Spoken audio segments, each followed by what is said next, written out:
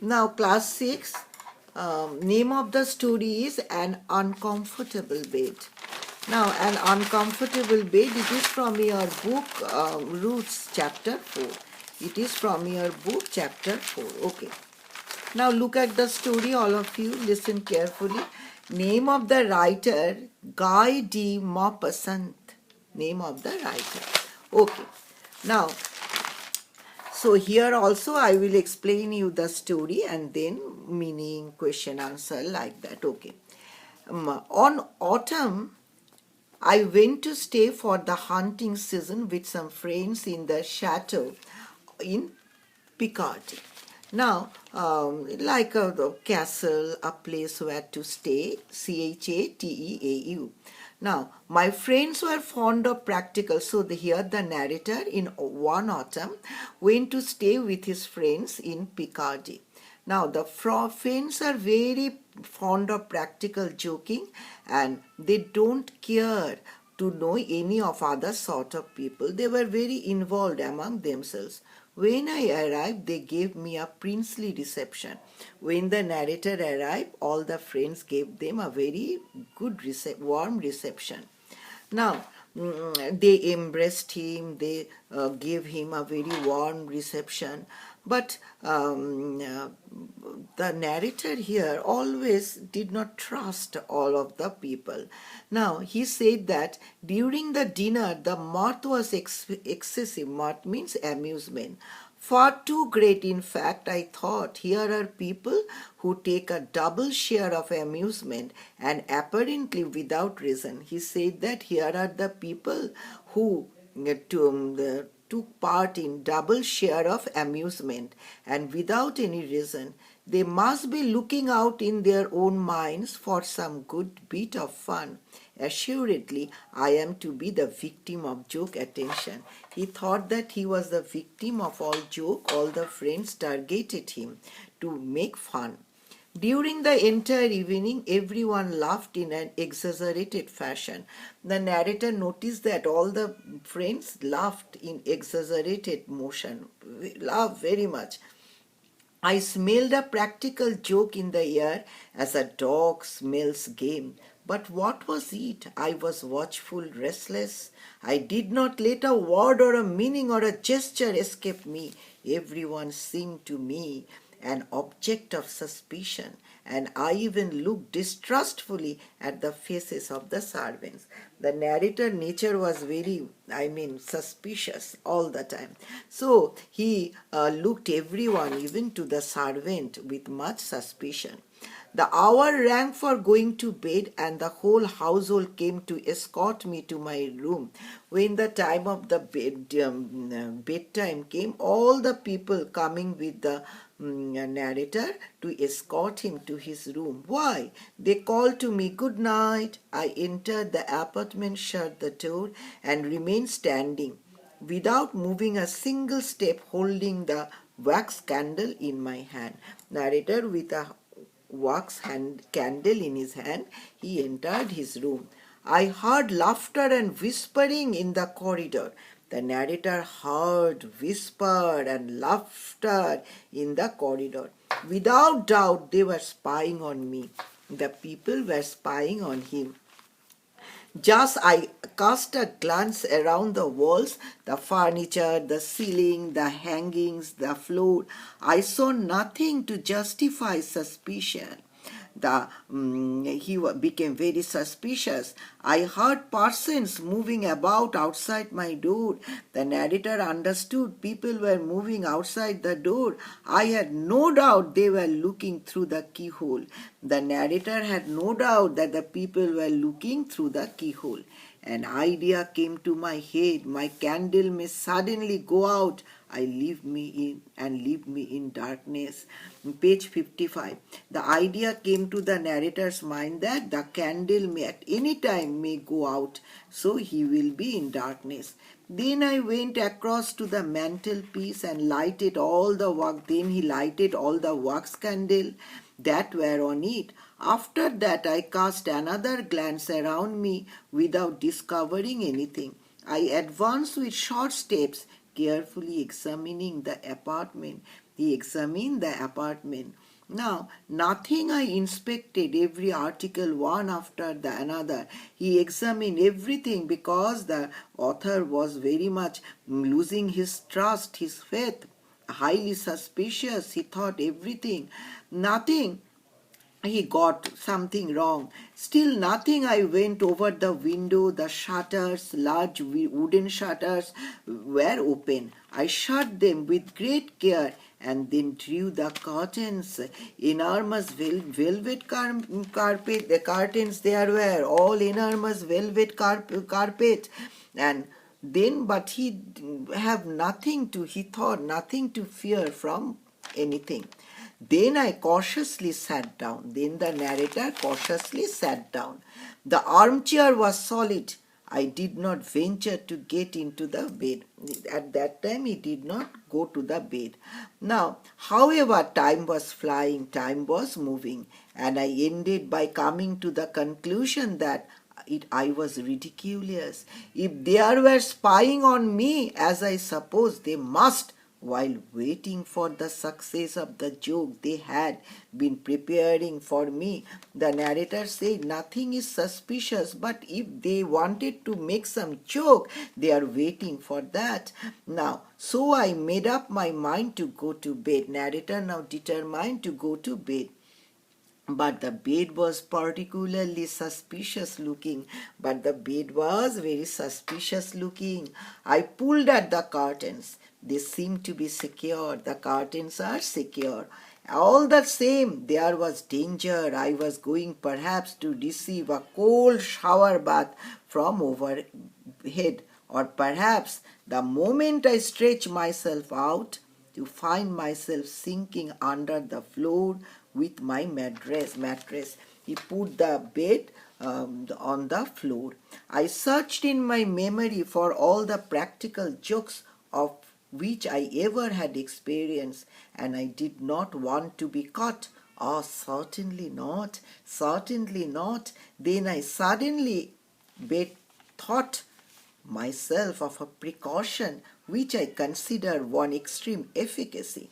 I caught hold of the side of the mattress. He caught hold of the side of the mattress and very slowly drew it towards him, and also the bed and the bedclothes. He prepared his bed on the floor very cautiously, very carefully, so that he thought the friends would not be, they would not be successful to make any jokes regarding him. Now, he dragged all this in the middle of the room, facing the entrance door. I made my bed over again as best I could at some distance from the suspected bed sheet of the corner. He made his bed. Then I extinguished all the candles, and groping my way, I slipped under the bedclothes. He went under the bedclothes. For at least another hour, I remained awake, starting at the slightest sound. Everything seemed quiet in the chateau. I fell asleep. And he was very cautious, waiting for any sound, but no more sound was coming. And then he, everywhere, silence, absolute silence. Then he fell asleep. I must have been in a deep sleep for a long time, but all of a sudden I was awakened with a start by the fall of a head. But he was in a deep sleep for a long time. All of a sudden, the narrator was awakened with a start by the fall of a heavy body tumbling right on top of my own body. A heavy body fall on his body. And at the same time, the narrator received on his face, on his neck, on his chest, a burning liquid which made him utter a howl of pain.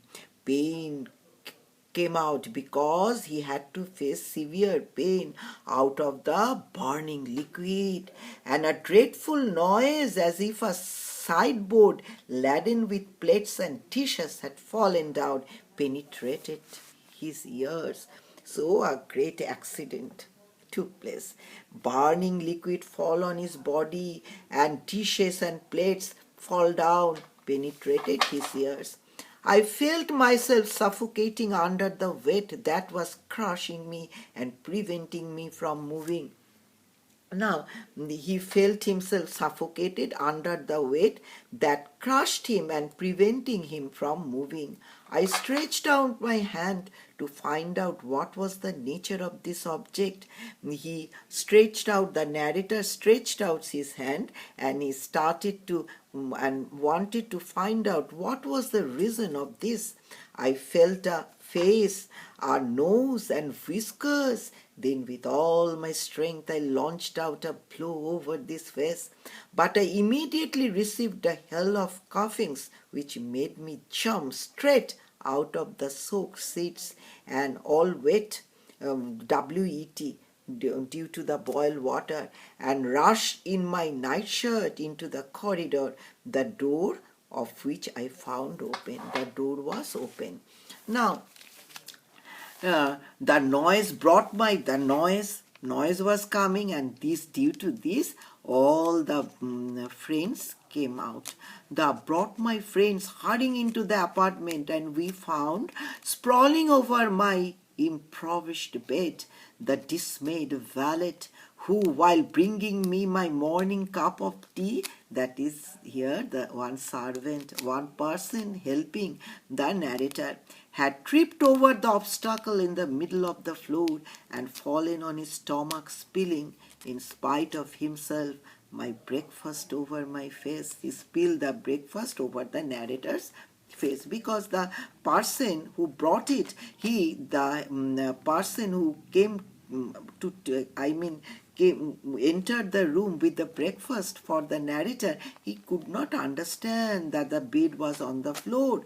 The precautions I had taken in closing the shutters and going to sleep in the middle of the room had only brought about the interlude I had been striving to avoid.